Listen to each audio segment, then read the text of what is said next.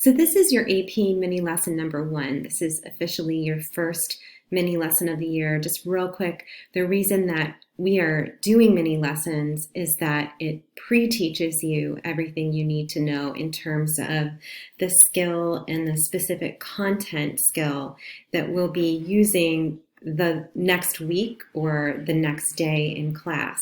So especially when we're doing remote learning or hybrid, this is called a flipped classroom, and we're literally flipping it so that that mini lesson is what you see on your own in your own time before the day that we're working on it in class, so that when you're in class, you come ready with questions, clarifications, regarding the mini lesson that you had seen the night before, and that we're not wasting our time watching that mini lesson in class, that we can jump in and we can get some work done while we have that time together. So it's something that schools have done for years, and I'm really excited to try it out this year. I think it will be effective. So now that we have that, let's jump right into our first mini lesson, which is reading like a writer, with a little bit of rhetoric thrown in just to get us started. Don't forget that at the end of every single mini lesson, we do have a check for understanding so that you can get your full credit.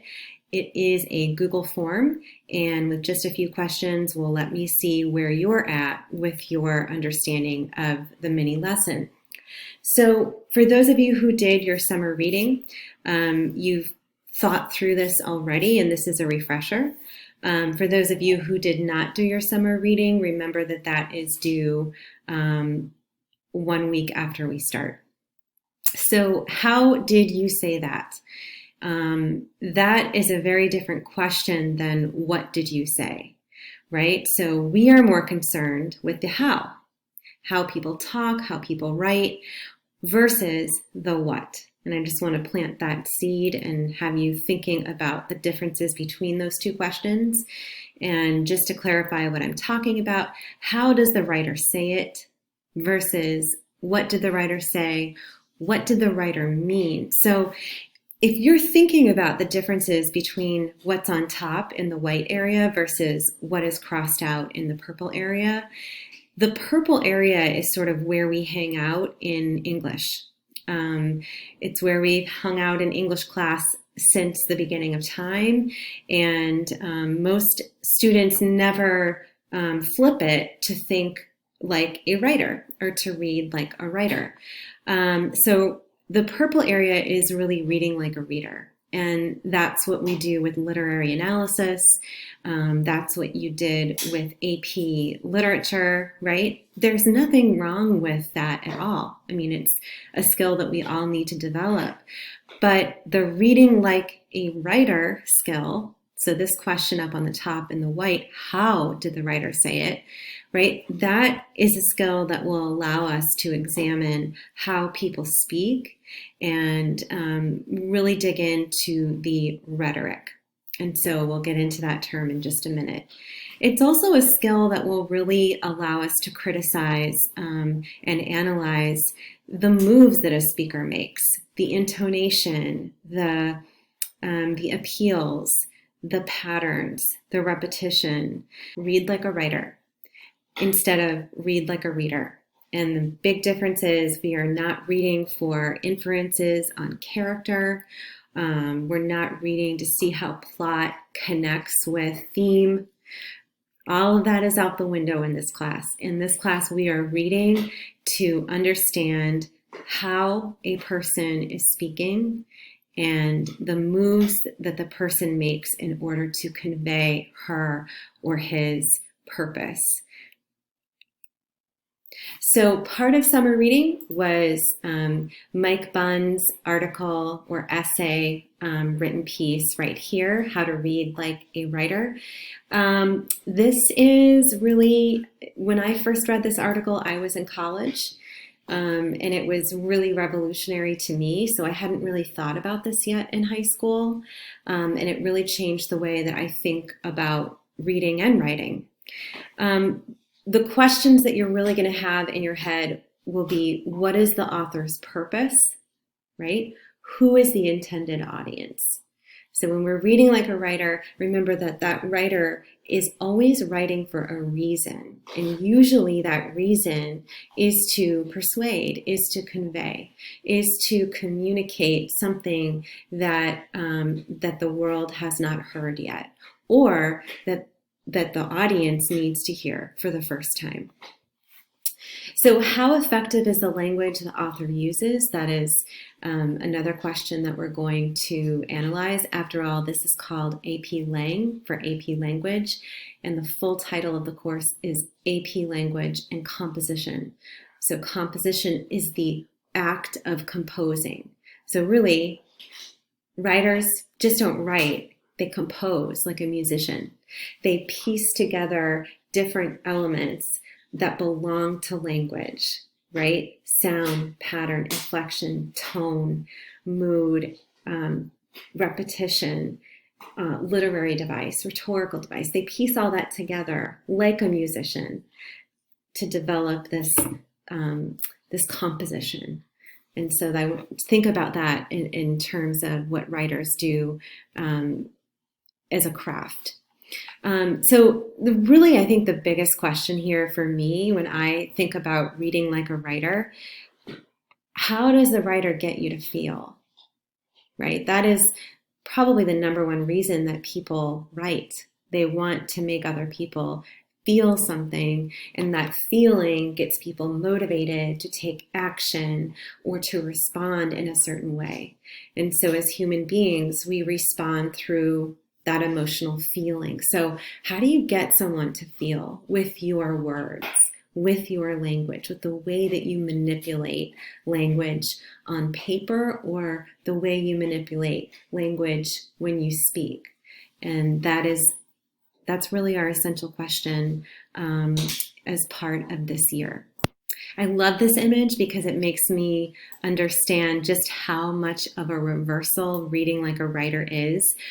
I have to catch myself as well. And I want you to keep me on my toes this year, because the minute that I start questioning, like an English teacher, how I taught you in 10th grade, or how, I would teach you outside of this class, is to really question the character's choices, question how the character's choices lead to changing other characters, right? We did a lot of that work in English 10, and seniors, you've done a lot of that work with Ms. Prass in AP Lit, but that's not what we're doing here. So instead, it's this flip-flop. So instead of how does a character feel, we have to think, how does the writer get the audience to feel? So just think about that reversal for a minute. This brings us to rhetoric, right? We can't really talk about read like a writer without talking about rhetoric. In the previous slides, I spoke about language and the moves that a writer makes through language and composing.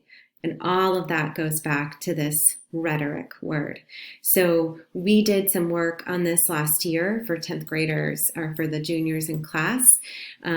Simply put, rhetoric is, how does a writer say it, right? That's it. It's a very fancy word for how does a writer say it, and the specific definition, techniques, or language used to convey a point or convince an audience. So there you see the moves in language for the purpose of persuasion, or to get the audience to feel a certain way, perhaps to take action. So along with rhetoric, right, we don't just read things in isolation. So your first reading will be Ta-Nehisi Coates' excerpt of his book, Between the World and Me, and it's published in the Atlantic Monthly. And so I'd like you to spend time with that by the 23rd. So when we think about how something is written, we're thinking about the surrounding pieces of that. So that's called rhetorical situation. Nothing happens in a vacuum or in a void. We're always looking at purpose. We're always looking at the text, right? So what is the speech? What is the essay or the article? We're always looking at the author and who that author is, because that influences the author's decisions in language. right? That's very important to think about. And then setting an audience. So the rhetorical situation is just like it's any situation. The situation is like, well, what's going on in this moment? And that's exactly what we're going to ask when we read something. What's going on in this moment? What's the purpose, the audience, the year, the setting, the author, what is that author about? So when we think about Dr. King's I Have a Dream speech, this is the rhetorical situation as you see it on this slide. The purpose to demand racial equality. The setting was DC, right? The march in the Capitol. The audience, who was that audience? What kind of people made up that audience? And you might ask yourself, so what does that have to do with anything? So think about the importance of audience. You would speak differently depending on your audience, and that influences the different pieces of rhetorical situation. I just want to show you this slide just so you can see it and have it in your head. We will be returning to this slide all year, literally. So it's just what I said before. What is the situation of this piece of writing? The purpose, the reason it was written. Is it an article? Is it a speech? Is it a report? Who is the author? Who is the audience? And where and when is the issue? Okay, so I'm reading from this purple box. This question here, where or when is the issue?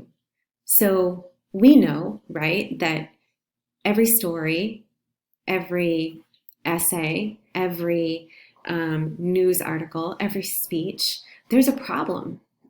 And that's what that speech or that writing is addressing. We don't do something unless we're responding to a problem.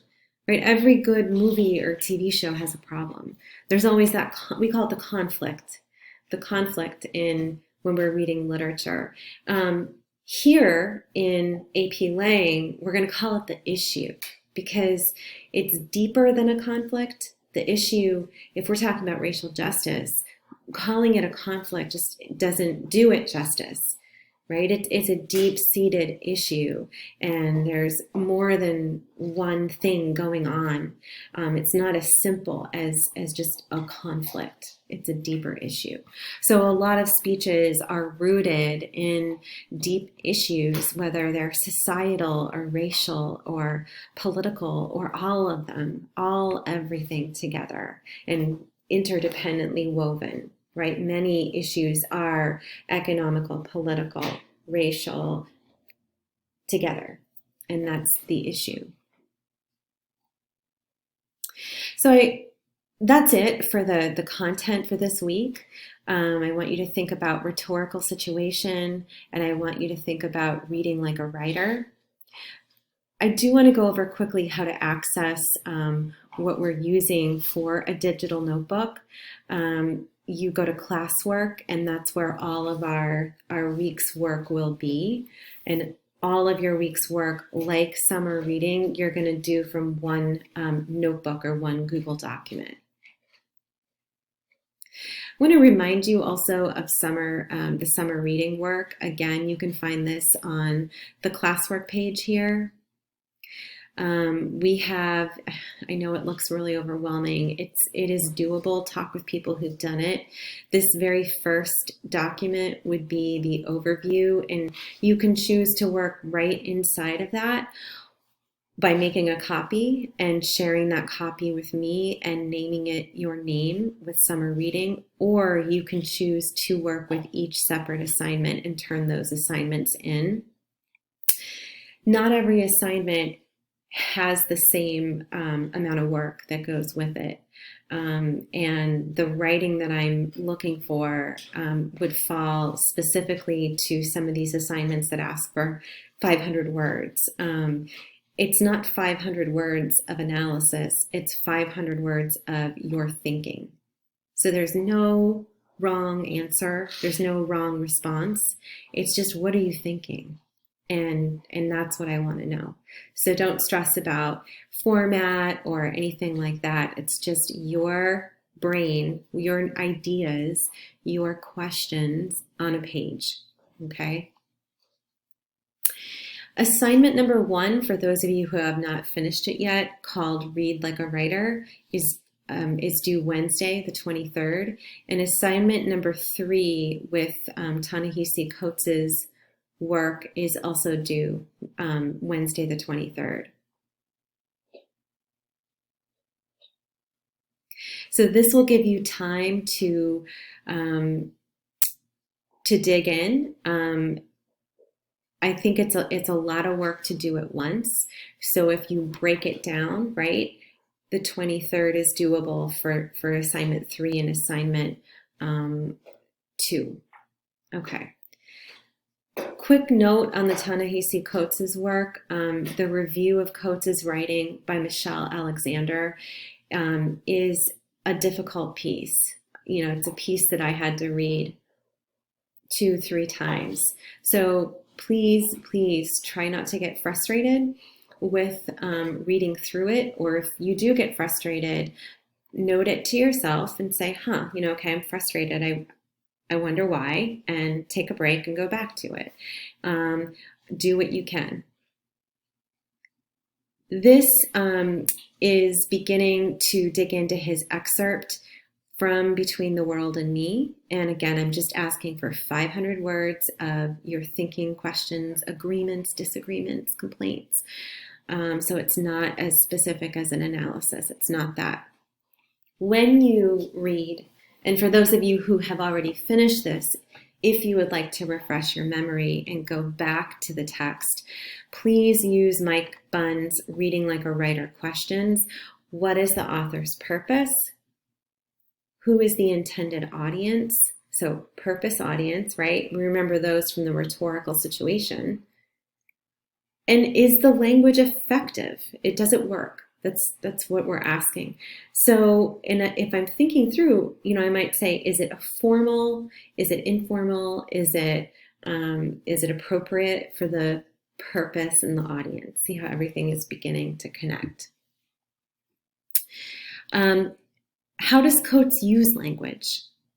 Does he use it through repetition or imagery or alliteration or other type of literary device? Or maybe he uses it in his tone, his voice.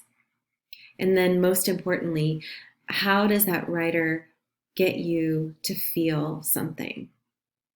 And that is with the language. So just to kind of go through what reading like a writer is and how it would work in this situation. And again, reading like a writer, can't talk about it unless you also talk about rhetoric. Can't really talk about rhetoric unless you talk about rhetorical situation. So these are all connected and interdependent. So right away we see that this is really a letter to his son. The entire book. We're just reading this excerpt, and it begins with this quote.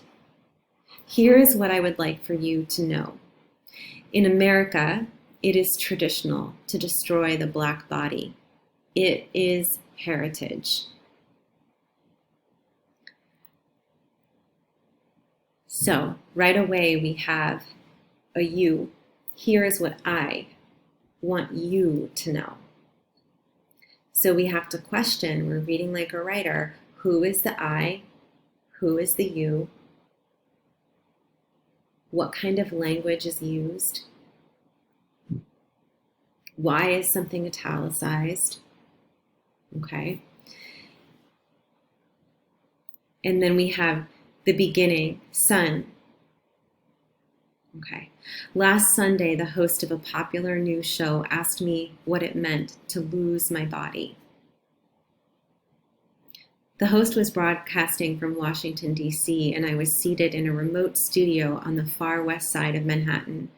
A satellite closed the miles between us, but no machinery could close the gap between her world and the world for which I had been summoned to speak. So there is a effective use of language that Coates is known for, and sometimes you might have to read it out loud or hear it read aloud in your head. The other way to do this is to Google Coates reading Between the World and Me. And there is a video that you can watch right here. If you go back to the assignment page, that will allow you to hear his voice read this. It's as if we're reading a speech.